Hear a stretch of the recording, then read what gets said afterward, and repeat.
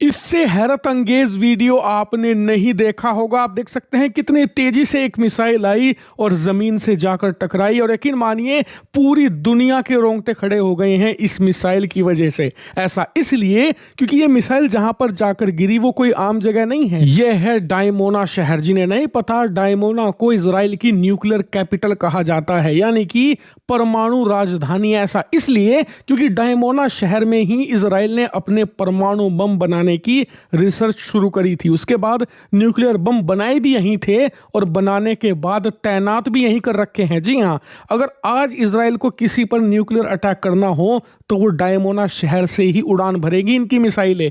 इतना ही नहीं, उसके बाद इजराइल ने जो सिविलियन न्यूक्लियर यहां पर टेक्नोलॉजी तैयार करी वो भी डायमोना शहर में ही, मतलब परमाणु से ऊर्जा बनाने का केंद्र भी डायमोना में है और जितने भी इनके न्यूक्लियर साइंटिस्ट हैं सब डायमोना में रहते हैं। इसीलिए इसे कहा जाता है इजराइल का न्यूक्लियर नर्व सेंटर। और आपको बता दूं कि यहां पहली बार ऐसा हुआ है कि कोई हमला करने में सफल हुआ हो। आज तक हमले बहुत हुए, हमास ने, हिजबुल्लाह ने, बहुत से अरब देशों ने पहले भी इसे निशाना बनाने की कोशिश करी, लेकिन कोई सफल नहीं हो पाया क्योंकि इजराइल अपनी जान से भी ज्यादा सुरक्षित रखता है डायमोना को। यहां तक कि राजधानी तेल अवीव से ज्यादा यहां पर एयर डिफेंस सिस्टम और सबसे एडवांस डिफेंस मैकेनिज्म मौजूद है। लेकिन कल देर रात ईरान ने जो किया वो हैरत अंगेज था। ईरान पहला ऐसा देश बना जिसने डायमोना शहर पर ना सिर्फ मिसाइल गिराई बल्कि बार बार हमले किए और हमले सफल भी हुए। हालांकि इन हमलों में कितने लोग मारे गए और कितने न्यूक्लियर वैज्ञानिकों को नुकसान हुआ इसकी जानकारी अभी नहीं मिल पाई है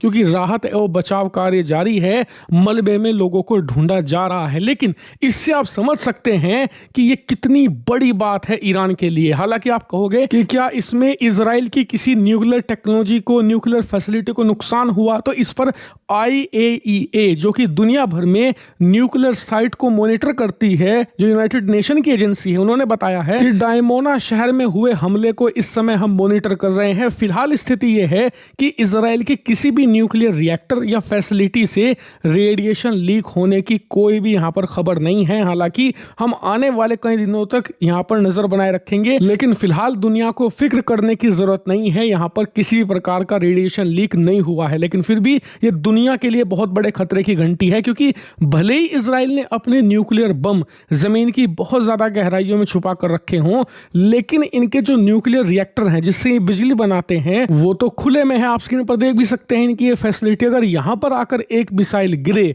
तो ना सिर्फ इस पूरे इलाके में रेडिएशन फैल सकता है बल्कि एक ऐसी तबाही आ सकती है जो आने वाले कई दशकों तक नहीं मिटाई जा सकेगी। और सिर्फ खतरा इजराइल पर नहीं बल्कि इजराइल के आसपास के जितने भी देश है सब पर मंडराएगा। लेकिन आपका सवाल होगा कि जब खतरा इतना बड़ा है तो ईरान डायमोना शहर पर हमले कर ही क्यों रहा है, क्योंकि इससे तो पूरी मानवता को खतरा है। तो देखिए, इसका कारण यह है कि परसों ईरान की जो नतांज न्यूक्लियर फैसिलिटी है उस पर अमेरिका और इजराइल ने मिलकर बम गिराए थे, उसका बदला आज लिया है डायमोना शहर पर हमला करके ईरान ने। साथ ही यह भी कहा है कि अब हमने तय कर लिया है कि भविष्य में हमारी जिस भी न्यूक्लियर फैसिलिटी को नुकसान पहुंचाया जाएगा तो उसका बदला ईरान ऐसे ही लेगा। यानी कि इस युद्ध का अब परमाणु होने का भी खतरा दिख रहा है। लेकिन एक और खतरे की घंटी यह है कि अमेरिकियों ने जो अंदाजा लगाया था ईरान की शक्तियों को लेकर वो पूरी तरीके से गलत हो गया है। क्योंकि हफ्ते भर पहले तक अमेरिका छाती ठोक कर कह रहा था कि ईरान की मिसाइलों की क्षमता 2000 किलोमीटर तक ही है।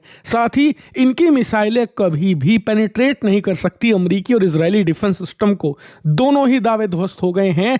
कल ही ईरान ने हमला किया था डिएगो गार्सिया पर, जहां पर इनकी एक मिसाइल 4000 किलोमीटर तक पहुंच गई थी और वो इनकी प्राइम मिसाइल भी नहीं है। इनकी सबसे खतरनाक मिसाइलें तो अभी रखी हैं, इस्तेमाल नहीं हुई। ऐसे में इनकी मिसाइलों की रेंज और भी ज्यादा होने का खतरा है। दूसरा, जो डिफेंस सिस्टम को अचूक बताने के दावे थे वो भी ध्वस्त हो गए हैं क्योंकि आज डायमोना शहर में सफल हुआ हमला बताता है कि वो दिन अब लद गए जब अमेरिकी और इजरायली एयर डिफेंस सिस्टम सबसे शानदार और सबसे अचूक हुआ करते थे। अब इन्हें विफल किया जा चुका है और इसीलिए अमेरिका में तो बात भी शुरू हो गई है पैट्रियट को रिप्लेस करने की कि ये सिस्टम बहुत पुराना हो गया है, अब मॉडर्न जमाने के नए एयर डिफेंस सिस्टम हमें बनाने होंगे जैसे कि रशिया ने बनाए हैं। रशिया हर कुछ साल में अपने एयर डिफेंस सिस्टम को अपग्रेड करता है जिससे कि वो मॉडर्न जमाने की टेक्नोलॉजी के साथ कंधे से कंधा मिलाकर आगे बढ़ता है। यही कारण है कि इजराइल अमेरिका को अपनी रणनीति पर फिर से विचार करने की सख्त जरूरत है। लेकिन हाँ, ये युद्ध अब खतरनाक होता जा रहा है।